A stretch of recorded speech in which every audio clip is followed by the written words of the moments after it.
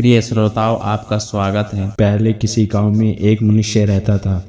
उसकी पत्नी मर गई थी। उसी गांव में एक नारी रहती थी जिसका पति मर चुका था। उन दोनों के एक एक बालिका थी। वे मित्रता से रहती थी। एक दिन जब मनुष्य की कन्या महिला के घर आई, तब महिला ने कहा, तुम घर जाकर अपने पिता को कहो कि मैं उनके साथ विवाह करना चाहती हूँ। यदि मेरा विवाह उनके साथ हो जाएगा तब मैं तुमसे अधिक प्यार करूँगी।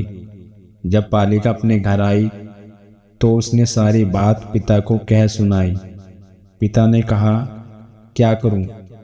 विवाह से संतुष्टि भी होती है, दुख भी। उसने अपनी पुत्री को कहा, बालिके, मेरे जादू वाले जूतों को लाओ, उसमें जल भरो। यदि जल उसमें नहीं ठहरेगा तो मैं विवाह करूंगा। उस जूते में एक छेद था। डालते ही सारा जल नीचे गिर गया। शीघ्र ही शुभ वेला में उनका विवाह हो गया। पहले तो नारी ने उस बालिका का आदर किया, किंतु बाद में उसे दुख देने लगी तथा अपनी पुत्री का पोषण अच्छी तरह करती थी। फिर भी दिनों दिन उसकी कन्या कुरूप व कमजोर होती जाती थी। एक बार सर्दी में जब बर्फ गिर रही थी, तब उसने उस सौतेली माँ ने कागज का चोगा देकर कन्या को कहा, जंगल में जाकर बेर ले आओ। कन्या ने कहा, इस भयंकर सर्दी में बेर कहाँ मिलेंगे? उसे फटकारती हुई सौतेली माँ यूं कहने लगी, हे निर्लजे, जब तक तुम बेर नहीं ले आओगी तब तक इस घर के दरवाजे तेरे लिए बंद रहेंगे। रोते ही बालिका वन की ओर चल पड़ी। वन में घूमते हुए उसने एक झोपड़ी देखी। वहां 3 बौने सिगड़ी ताप रहे थे।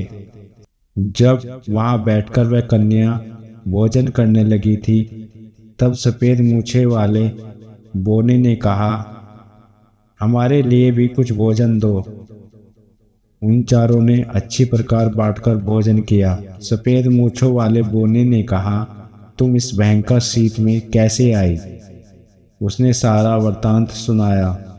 बौने ने कहा, तुम झाड़ू लेकर झोंपड़ी को साफ करो, हम तुम्हारे लिए बेर लाएंगे। बालिका की विनम्रता एवं परिश्रमशीलता को देखकर बौनों ने उसे वरदान दिए। एक ने कहा, यह कन्या दिन प्रतिदिन सुंदर हो। दूसरे ने कहा, जब यह बोलेगी तब इसके मुंह से सोने के टुकड़े गिरेंगे। तीसरे ने कहा, यह कन्या किसी राजकुमार की महारानी बनेगी। बेर के फल लेकर वह घर पहुंची। बेर के फल देखकर माता चकित हो गई। जब कन्या बोलने लगी तब वहां सोने के टुकड़ों का ढेर लग गया। लड़की की इस अमानुषी शक्ति को देखकर सौतेली माँ सोने के टुकड़े लेकर चुप हो गई। यह सुनकर सौतेली माँ की पुत्री ने कहा, माँ, मैं भी वन में जाकर बेर के फल लाऊंगी। वन में घूमती हुई वह भी वहां पहुंची जहां बौने रहते थे। वह इच्छा अनुसार झोपड़ी में जाकर मक्खन खाने लगी। सफेद मूछों वाले बौने ने मक्खन मांगा। उसने कहा, मेरे पास मक्खन नहीं है। बौने ने कहा, झाड़ू लेकर इस झोपड़ी को साफ करो। लड़की बोली, क्या मैं तुम्हारी नौकर हूँ? ऐसा कहकर बेर लेने के लिए वन में घूमने लगी। उन तीनों बौनों ने उसे श्राप दिया। एक बौने ने कहा, यह दिन प्रतिदिन कुरूप होती जाएगी। दूसरे ने कहा, जब यह बोलेगी तो इसके मुंह से मेंढक निकलेंगे।